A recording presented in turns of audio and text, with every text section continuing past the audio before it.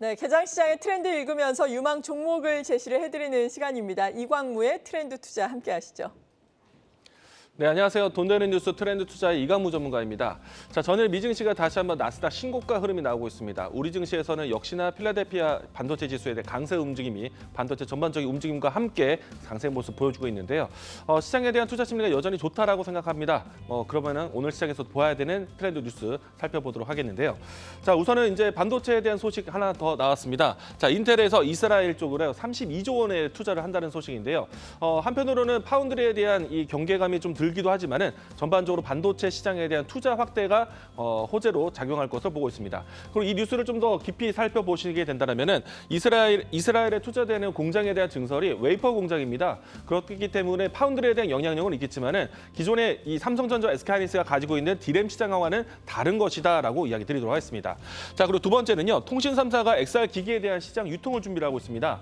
자, 앞으로 이 애플의 이 비전 프로라든지 그밖에 갤럭시 시리즈에 대한 XR 기기라든지 많은 기기를 통해서 이제 메타버스 시장에 대한 콘텐츠를 준비하는 것이 아닌가라고 관심 있게 보시면 좋을 것 같고요. 자, 세 번째는요.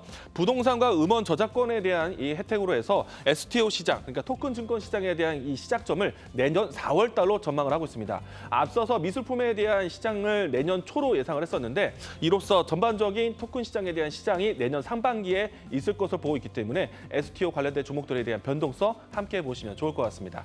자, 여기에서 반도체에 대한 뉴스를 좀 더 깊이 들어가 보도록 하겠습니다. 앞서 이야기 드린 것처럼 인텔이 이스라엘에 투자한다는 것은 상대적으로 이 파운드리 시장에서 상대적인 경계감이 들 수는 있겠지만은 우리나라 이 반도체 시장에 대한 성수기에 대해서는 상당히 도움이 될 수 있는 내용입니다. 반도체 전반적으로 투자가 진행되는 것이고 파운드리에 대한 투자가 AI 산업이라든지 온디바이스 AI 그밖에 시스템 반도체에 대한 투자가 이루어진다면 동반선장하는 것은 디램의 시장이다라고 이야기 드리겠습니다.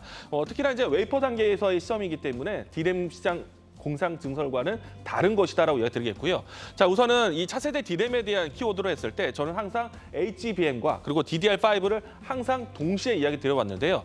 자, 앞서서 이야기를 많이 보셨겠지만 AI 산업에 대한 시장이 커지는 것이기 때문에 HBM에 대한 키워드를 같이 보셨을 것이고요.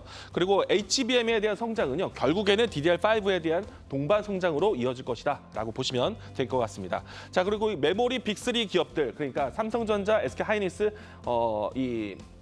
네, 마이크론 이와 같은 기업들이 내년에는 본격적으로 HBM3E 모델에 대한 양상 경쟁에 빠져 있습니다. 그렇기 때문에 전반적으로 시장 자체를 계속해서 슈퍼 반도체 사이클로 접근하시는 것이 좋겠다라고 이야기 드리겠고요. 그리고 오늘 날짜에서 뉴스가 나왔던 내용이 있습니다. 엔비디아에서 이 HBM 공급사에 선수금을 지급했다. 특정 기업이 나왔는데요. SK하이닉스와 마이크론에 대한 기업에 대한 언급이 나왔습니다. 물론 삼성전자도 여기에 바운드리에 있을 것이다라고 예상을 하고 있는데요.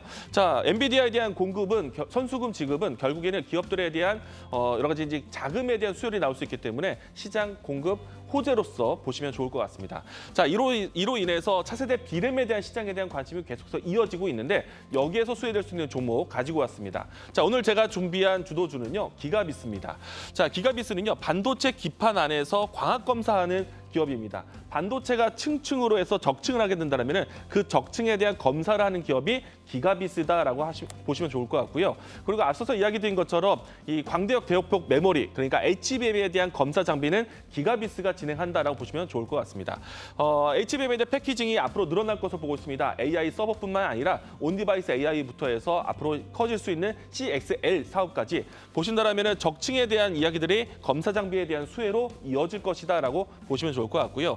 그리고 앞서서 이야기 드렸던 차세대 디램에 대한 관심이 HBM 그리고 DDR5에 있습니다. 자, 기가비스는요. DDR5에 들어갈 수 있는 FC, BGA에 대한 내층 검사 장비까지도 공급을 하는 기업입니다. 앞으로 FC, BGA에 대한 시장이 점차 더 커질 것을 보고 있기 때문에 기가비스에 대한 동반 성장을 보시면 좋을 것 같고요. 자, 이 종목에 대한 주가 흐름을 보시게 되면은 다른 반도체 종목들보다 출발이 아직 진행되지 않았습니다. 바닥권에 있는 종목이다. 바닥권에서 찾을 수 있는 새로운 종목이다라고 드리도록 하겠고요. 아직 가지 않은 종목이기 때문에 종목에 대한 접근은 어렵진 않을 것 같습니다. 자, 추세가 바뀐다면 1차적 목표가는 88,000원 제시하도록 하겠고요. 손절 라인 때는 62,000원 제시하도록 하겠습니다. 자, 돈이 되는 뉴스로 찾아뵙도록 하겠습니다. 지금까지 트렌드 투자였습니다.